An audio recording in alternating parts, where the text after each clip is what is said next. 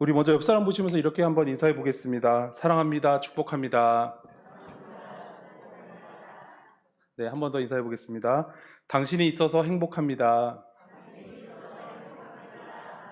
네, 정말 행복하신 거 맞죠? 네, 우리가 서로를 바라볼 때 정말 인상이 찡그러지는 것이 아니라 서로와 내 옆에 우리 집사님이 있어서, 권사님이 있어서, 장로님이 있어서, 우리 청년들이 있어서 나도 모르게 미소가 지어지는 우리 사랑이 넘치는 장수교회 모든 성도님들, 우리 청년들 되시기를 간절히 소망합니다. 우리가 잘 알고 있는 동화 중에서 이상한 나라의 앨리스라는 동화가 있습니다. 한 번쯤 읽어보셨으리라 생각합니다. 이 동화는 주인공인 앨리스가 말하는 토끼를 보고 너무나 신기한 나머지 이 토끼를 따라가면서 시작됩니다. 이 토끼가 굴로 들어가기 시작하는데 앨리스가 굴로 이 토끼를 따라 들어갑니다. 한참을 따라가다가 길을 잃고 당황하는 앨리스의 모습이 나타납니다.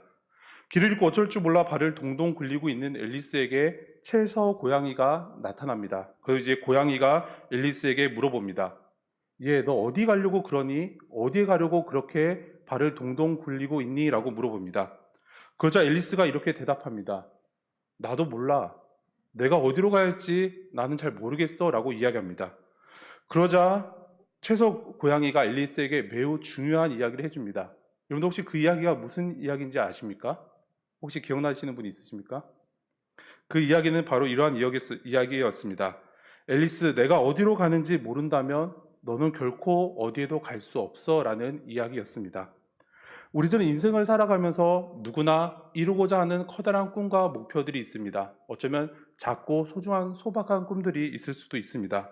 그리고 그러한 꿈과 목표를 이루기 위해서 우리는 열심히 공부를 하거나 또는 열심히 노력을 합니다. 그런데 만약에 채서 고양이가 여러분들 앞에 나타나서 민수 선생님은 도대체 무엇을 위해서 열심히 노력하세요? 라고 묻는다면, 아니면 우리 권사님들 도대체 어떤 꿈을 위해서 그렇게 열심히 공부하시고 애쓰십니까? 라고 물어보신다면 여러분들 뭐라고 대답하시겠습니까? 예전에 한 10년 전에 제가 대구 영락교에서 우리 중등부 아이들과 함께 사역을 했던 적이 있습니다. 그래서 아이들에게 한번 제가 물어보았습니다. 너희들 왜 공부하니? 도대체 무엇을 위해서 그렇게 열심히 날마다 교회도 빼먹고 열심히 공부하고 학원 다니니? 라고 물어봤습니다. 그러자 이 아이들이 대답을 하는데 첫 번째 그 태도가 머리를 긁적이기 시작합니다. 글쎄요, 글쎄요, 잘 모르겠어요. 다른 사람들 다 하니까요. 안 하면 엄마한테 혼나니까요. 잘은 모르겠는데 일단 공부를 열심히 해서 좋은 고등학교에 가고 좋은 대학교에 가서 좋은 직장을 얻으려고요 라고 아이들이 대답합니다. 뭔가 커다란 꿈 없이 그냥 주어지는 상황들 가운데 아이들이 놓여 있었다라는 것입니다. 이처럼 우리는 날마다 매일마다 뭔가를 아주 열심히 하고 매우 애쓰고 노력합니다. 그런데 정작 우리가 무엇을 위해서 애쓰는지, 내가 무엇을 이루기 위해서 노력하는지 때때로 잊어버릴 때가 자주 있다라는 것입니다. 달리기 선수가 100m를 달리게 합니다. 또는 400m를 달리고 아주 길게 42km 마라톤을 합니다. 그런데 이 모든 사람들은 하나의 목표, 바로 골인 지점을 향해서 달려갑니다. 그런데 만약에 100m를 달리는 선수가 심판에 땅 하는 소리와 함께 뒤를 돌아서 달리기 시작한다면, 그가 우사인 볼트처럼 아무리 빠른 사람이라 할지라도 그는 결코 골인 지점에 들어갈 수가 없다라는 것입니다. 그러므로 오늘 우리가 어리석은 행동을 하지 않기 위해서, 그리고 무의미한 행동을 하지 않기 위해서 내가 무엇을 위해서 살아가는 사람인지, 내가 진정으로 구해야 하고 바라야 될 것이 무엇인지를 먼저 깨달아야 한다라는 말씀입니다. 오늘 우리가 함께 읽은 본문의 말씀은 나면서부터 걷지 못하는 사람을 베드로와 요한이 예수 그리스도의 이름으로 일으켜주고 그를 다시 걷게 하는 놀라운 기적의 이야기가 기록되어 있습니다. 오늘 본문에는 세 부류의 사람들이 등장합니다. 나면서부터 걷지 못하게 된 사람, 그리고 그를 메어서 옮겨주는 사람, 그리고 성전에 들어가는 사람들, 그리고 그를 고쳐주는 베드로와 요한이 등장합니다. 세상에는 참으로 많은 장애인들이 있습니다. 평균적으로 한 나라 인구의 10%가 장애인이라고 이야기합니다. 예를 들어서 작년에 우리나라 인구가 5,168만 3,025명이었습니다. 그렇다면 오늘날 우리 가운데 대략 510만 명의 장애인들이 우리의 이웃으로 살아간다라는 것입니다. 그러나 너무나 안타깝게도 오늘 우리는 우리의 이웃들인 장애인들에게 때로는 그들을 너무나 쉽게 비하하는 말들을 사용합니다. 때로는 그들을 불쌍한 눈으로, 동정과 시의 눈으로 그들을 바라봅니다. 그러나 그들은 불쌍한 사람, 모자란 사람들이 아닙니다. 우리와 아주 조금의 차이가 있는 사람일 뿐입니다. 그저 우리보다 조금 더 느리고 우리보다 조금 더 불편할 뿐입니다. 그들과 우리가 다르지 않고 동등한 사람이다라는 것입니다. 제가 대학에 다닐 때 장애인 인권단체에서 활동을 했었습니다. 그저 만난 많은 장애인 형들, 누나들, 그리고 많은 장애인들은 그들이 바라는 것이 있었습니다. 비록 나의 몸이 불편하지만 사람들이 그들을 볼 때 불쌍하게 여기지 않기를 원했습니다. 나와 당신들이 다르다는 이유로 차별받는 것이 아니라 그저 조금 다르다라는 것으로 그 사실로 차이를 인정받기를 원했던 모습들을 보게 됩니다. 다시 말해서 그들에게 필요한 것은 불쌍하게 바라보는 눈빛과 무시하는 눈빛이 아니라 당신도 할 수 있다라는 믿음, 당신과 내가 조금밖에 다르지 않다라는 아주 사소한 작은 배려였습니다. 성경을 보면 수많은 장애인들의 이야기가 기록되어 있습니다. 구약을 보면 야복 강가에서 하나님의 사자와 야곱이 씨름을 하다가 환도뼈를 맞고 그다음부터 다리를 심하게 절게 되었습니다. 다윗이 목숨처럼 사랑했던 친구 요나단의 아들 무비보셋이 두 다리를 심하게 절던 장애인이었습니다. 신약에서는 예수님과 사도들의 기적의 이야기에서 수많은 장애인들이 등장합니다. 바디메오가 있었고 마가복음 2장에서 또 장애인들이 등장하고 베데스다 연못에 38년 된 중풍병자가 있었습니다. 오늘 본문에 나오는 이 사람은 나면서부터 걷지 못했던 사람이었습니다. 물론 우리들 중에서 나면서부터 걸었던 사람은 아무도 없습니다. 우리가 옆에 있는 종교, 불교에 보면 석가모니가 태어나자마자 7걸음을 걸으면서 천상천하 유아독전이라고 했다고 하는데 우리들 가운데 나면서 걸을 수 있는 사람은 아무도 없었습니다. 저희 아이인 성렬이는 다른 아이들보다 조금 늦어서 13개월이 지난 후에 스스로 힘으로 걷기 시작했습니다. 근데 대부분 돌잔치 전후에서 우리가 걷게 되는 것을 보게 됩니다. 근데 중요한 것은 이 사람은 지금까지 태어나서 단 한 번도 스스로의 힘으로 걸어본 적이 없었다라는 것입니다. 사도행전 4장 22절을 보면 이표적으로 병 나은 사람은 40여 세나 되었더라라고 말씀합니다. 다시 말해서 이 사람이 태어난 지 40년 동안 단 한 번도 걷지 못했다라는 것입니다. 그는 나면서부터 스스로의 힘으로는 걷지 못하는 장애를 가지고 있었습니다. 또한 스스로 나의 힘으로 걷겠다라는 생각을 하지 못한 채 겨우 하루를 살아갈 뿐이었습니다. 그에게는 희망이나 소망이 전혀 없었습니다. 그에게 바람이 있다면 단지 오늘을 굶지 않고 내일 먹을 양식이 떨어지지 않는 것 뿐이었습니다. 그의 눈에게는 다른 사람들이 한 푼, 두 푼 돈을 던져주는 그러한 사람으로만 보였을 뿐입니다. 모든 진정한 인간관계가 모두 다 끊어지게 되었습니다. 지금도 세상 사람들은 장애인들에 대해서 편견을 가지고 그들을 무시하거나 배려하지 않는 모습들을 보게 됩니다. 특별히 예수님 당시의 유대사회에서는 장애인들에 대한 인식이 더욱더 좋지 못했습니다.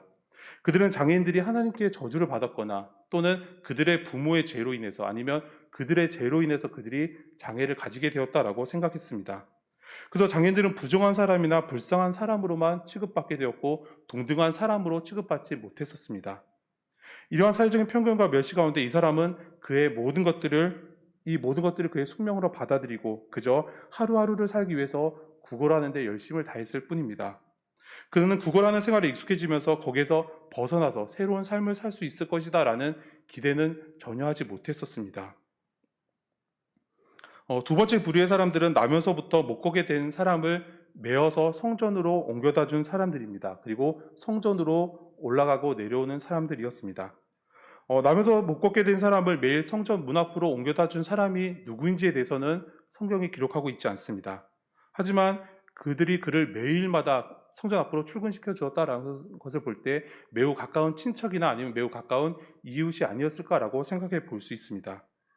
1, 2년도 아니고 40년 동안 매일마다 그가 구걸해서 먹고 살 수 있도록 그를 성전으로 옮겨다 주었다라는 것을 볼 때 어쩌면 그들은 참으로 좋은 사람들이었던 것처럼 보입니다.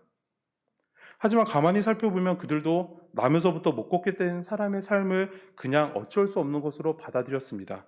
자신이 할 수 있는 최소한의 동정을 그에게 베풀고 있습니다.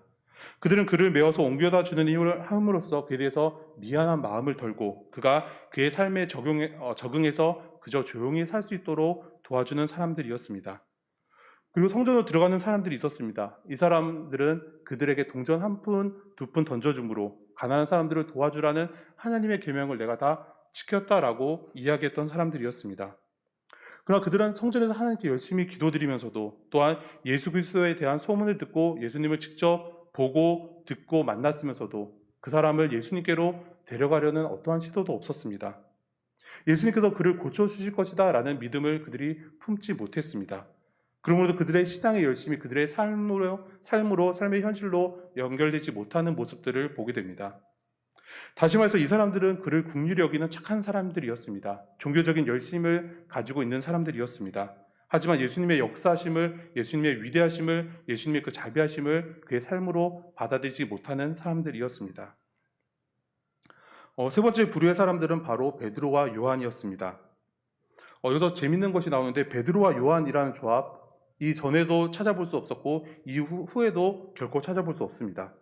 우리가 성경을 보면 보통 베드로는 안드레와 같이 다닙니다. 그리고 요한은 야고보와 같이 다니는 것을 볼 수 있습니다. 그들의 공통점이 무엇인지 아십니까? 그들이 바로 형제라는 것입니다. 그런데 이제는 그 형제 간의 관계를 넘어서서 모든 제자들이 형제보다 더욱더 깊은 사랑과 우정을 가지고 서로 팀을 이루어서 주님께서 맡겨주신 사명들을 감당하게 되었다라는 것입니다. 우리 영상을 통해서 1절 다시 한번 한 목소리로 읽겠습니다. 1절입니다. 시작. 제9시 기도 시간에 베드로와 요한이 성전에 올라갈세. 제9시는 오늘날 우리의 시간으로 오후 3시입니다. 나면서 못 걷게 된 사람이 40년 동안 계속해서 성전 문 앞에서 구걸을 하고 있었습니다. 그리고 베드로와 요한이 제9시에 성전에 올라가는 것이 오늘이 처음이 아니었을 것입니다. 그들이 날마다 갔을 수도 있고 또한 시간을 내어서 계속해서 성전에 올라가서 기도했을 수도 있었습니다. 그런데 그 전에는 베드로와 요한이 그의 곁을 지나갔음에도 불구하고 그에게 어떠한 관심도 가지지 않고 그를 주목해 보지 않았다라는 것입니다. 그러나 사도행전 2장에서 마가의 다락방에 성령님이 충만하게 임재하신 후에 그들이 성령의 감동을 받아서 이제는 담대하게 예수 그리스도의 복음을 증거하기 시작합니다. 그들의 삶이 변화되게 되었습니다. 그러므로 이제는 그 전에는 눈에 들어오지 않았던 이 장애인이 그들의 눈에 들어오기 시작했습니다. 그에 대해서 관심이 생기고 그를 긍휼히 여기게 되었습니다. 그를 주목해서 보게 되었습니다. 여기서 주목해서 보다라는 말은 두 렙돈을 들인 과부를 바라보시던 예수님처럼 베드로와 요한이 이 장애인을 바라보게 되었다라는 것입니다. 특별한 목적을 가지고 그를 주의해서 보거나 천천히 살펴보았다라는 뜻을 가지고 있습니다. 이 베드로와 요한이 남에서부터 걷지 못했던 사람과 나눈 이야기를 통해서 오늘 우리가 가져야 될 신앙의 모습이 어떠한지, 우리의 삶의 태도가 어떠해야 하는지 한번 살펴보기를 원합니다. 먼저 우리는 내가 하나님 앞에서 바라고 구하는 것이 옳은 것인지, 그것이 잘못된 것인지 아닌지 스스로 돌아보아야 한다는 것입니다. 다시 말해서 내가 구해야 되는 것이 무엇인지를 정확하게 알고 분명하게 알고 구해야 한다는 말씀입니다. 베드로와 요한이 성전에 기도하러 올라가면서 성전 미문 앞에 엎드려서 구걸하는 사람을 보게 되었습니다. 이 사람은 나면서부터 못 걷게 된 사람으로 40년이라는 긴 시간 동안 날마다 성전 미문 앞에 앉아서 구걸했던 사람이었습니다. 그는 출근하듯이 매일 성전 앞으로 나왔지만 정작 성전 안에서 어떠한 일이 일어나고 있는지, 어떠한 예배가 드려지고 있는지 아무런 관심이 없는 사람이었습니다. 그의 관심은 오로지 누가 나의 그 구걸함에 돈을 더 던져주는지, 어떻게 하면 내가 돈을 좀 더 많이 받을 수 있는지에 대해서가 그의 관심사였습니다. 날마다 수많은 사람들이 그의 앞으로 지나갔지만 그는 지나가는 사람들의 허리 이상은 바라보지 않았습니다.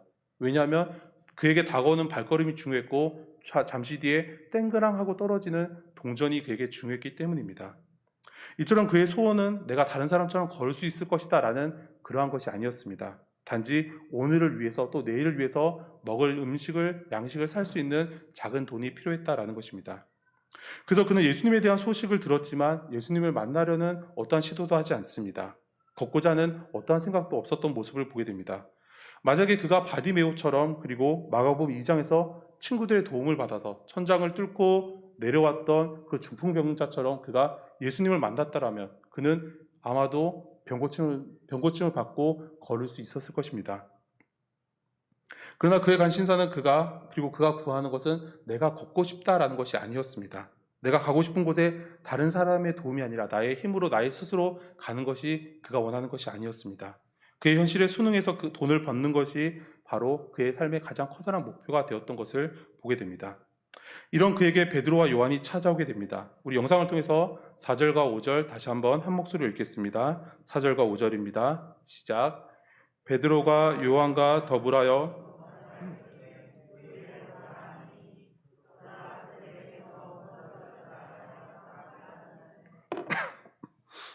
베드로와 요한이 더불어서 그를 주목하며 우리를 보라고 이야기하자 그가 베드로와 요한을 쳐다봅니다. 그런데 여전히 그의 목표는 내가 무엇을 얻을까였다라는 것을 보게 됩니다.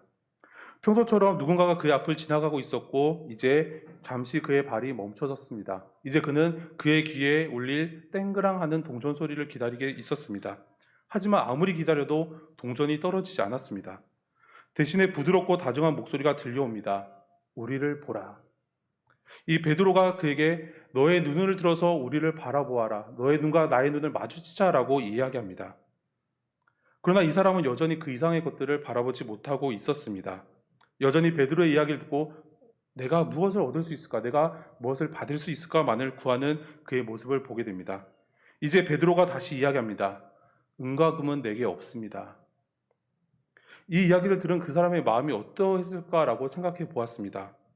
제가 그 사람이었다면 처음에 실망을 했을 것입니다. 기껏 고개를 들라고 해서 고개를 들었더니 동전을 바라는 나의 그 간절한 눈을 바라보고도 나는 너에게 줄 것이 없다라고 이야기하는 것입니다.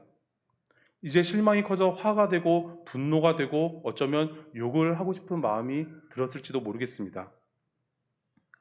근데 저는 오늘 말씀을 준비하면서 어쩌면 베드로의 이 말이 오늘 말씀의 핵심이 가장 중요한 주제가 아닌가라고 생각해 보았습니다. 당신이 원하는 것, 당신이 구하는 것은 나에게 없습니다. 당신이 구하는 것은 잘못된 것입니다. 이제 포기하십시오가 바로 베드로가 그에게 했던 이야기였습니다. 우리는 여기서 포기라는 것이 얼마나 중요한 것인지를 알 수 있습니다. 베드로는 가난한 어부였습니다. 그리고 그가 3년 동안 예수님을 따라다니면서 어떠한 어업 활동도 경제적인 활동도 하지 못했던 것을 보게 됩니다. 그래서 베드로는 아마 돈이 전혀 없었을 것입니다.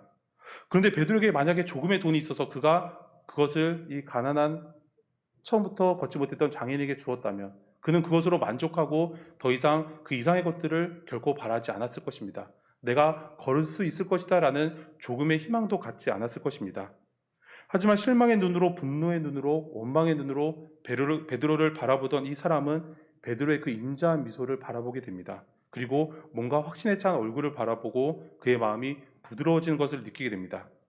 이제 은과 금에 대한 기대를 버린 그에게 베드로가 다시 이렇게 이야기합니다. 우리 6절 말씀 다시 한번 한 목소리로 읽겠습니다. 6절입니다. 시작.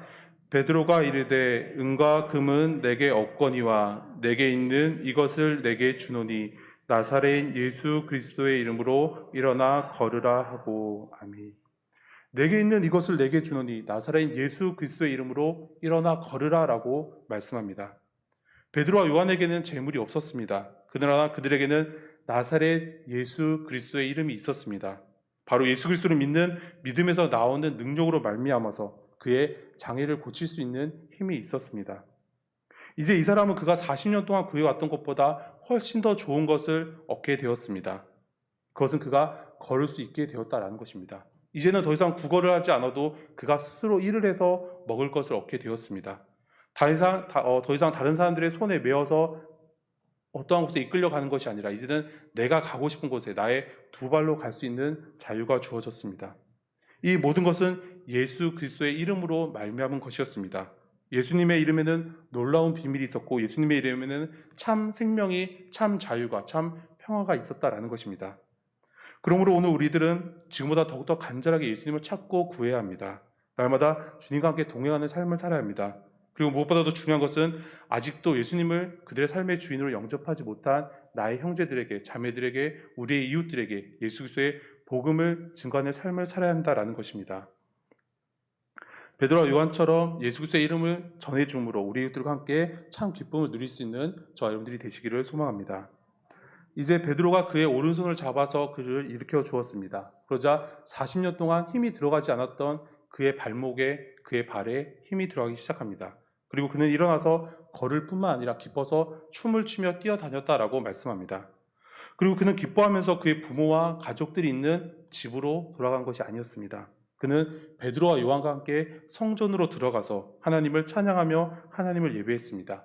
그의 삶의 모습이 바뀐 것뿐만 아니라 그의 삶의 태도도 바뀌게 되었습니다. 40년 동안 누구보다도 부지런히 매일 아침 일찍 성전 앞에 앉아 있었지만 그는 성전에서 벌어진 일에 아무런 관심이 없었습니다. 하지만 그가 이제 예수 그리스도의 이름으로 걷게 되자 그는 누구보다도 기쁜 마음으로, 감사한 마음으로 하나님을 예배하는 참된 예배자로 그의 삶이 변화되게 되었습니다. 동전을 구걸하던 그의 입에서 하나님을 찬양하는 노래가 나오게 되었습니다. 이것이 바로 그의 삶에서 일어난 가장 커다란 변화였습니다. 단지 못 걷던 사람이 걸을 수 있는 것이 놀라운 것이 아니라 한 푼의 돈을 원하던 사람이 하나님을 예배하는 사람으로 변화되겠다. 이것이 가장 놀라운 변화였다라는 것입니다. 오늘 우리는 그의 모습을 보면서 하나님께서 우리에게 주신 힘을 우리의 즐거움과 만족을 위해서 사용하는 것이 아니라 오직 하나님을 영화롭게 하는 일에 사용해야 한다라는 것을 다시금 깨닫게 됩니다. 사랑하는 성도 여러분, 요한복음 14장 6절을 보면 이렇게 말씀합니다. 예수께서 이르시되 내가 곧 길이요 진리요 생명이니 나로 말미암지 않고는 아버지께로 올 자가 없느니라. 우리에게 있어서 가장 중요한 것이 돈이나 명예가 아니고 재벌이나 학벌이 아니고 또한 지식이 아니라 길이요 진리요 생명이신 예수 그리스도를 아는 것, 예수 그리스도를 만나는 것이 가장 중요하다라고 말씀합니다. 그러므로 오늘 우리는 내가 바라고 구했던 모든 것들이 과연 하나님께서 보시기에 옳은 것이었는지 스스로 다시 한번 돌아볼 수 있기를 원합니다. 그리고 내가 구해왔던 것들이 나의 욕심을 위한 것이었다면, 그리고 세상의 헛된 것들이었다면 이제는 그것들을 모두 다 포기할 수 있기를 원합니다. 그리고 이제는 나 혼자만 예수 그리스도의 제자로 하나님의 천국 백성으로 사는 것이 아니라 우리의 모든 이웃들에게, 특별히 고통과 아픔 가운데 있는 우리의 이웃들에게 예수 그리스도의 복음을, 예수 그리스도의 사랑을 온전히 증거할 수 있기를 원합니다. 그러므로 예수님의 이름으로 그들의 삶을 기쁨으로, 그들의 삶을 생명으로 변화시킬 수 있는 우리들이 될 수 있기를 소망합니다. 특별히 오늘 열린 예배는 6.25 기념 여전도의 연합 헌신 예배로 드리고 있습니다. 하나님께서 이 나라 임족을 바라보실 때 가장 바라시는 것, 하나님께서 가장 원하시는 것이 무엇인지 우리가 한번 생각해 볼 수 있기를 원합니다. 하나님께서 원하시는 것은 전쟁이 아니라 평화입니다. 죽음이 아니라 생명입니다. 계속해서 갈라지고 분열되는 것이 아니라 다시 하나됨을 원하고 계십니다. 역대하 11장을 보면 여로보암과 북이스라엘을 공격하기 위해서 전쟁으로 나아갔던 르호보암과 남유다의 백성들이 선지자 스마야를 통한 하나님의 말씀을 듣고 그들이 전쟁을 포기하고 집으로 돌아가는 모습들을 보게 됩니다. 오늘 우리가 이 나라 임족을 위해서 기도하며 특별히 북녘 땅에도 하나님의 복음이 전해지기를 위해서 기도할 때 하나님께서 우리의 기도를 들으시고 우리를 다시 평화로 하나 되는 민족으로 만들어 주시기를 소망합니다.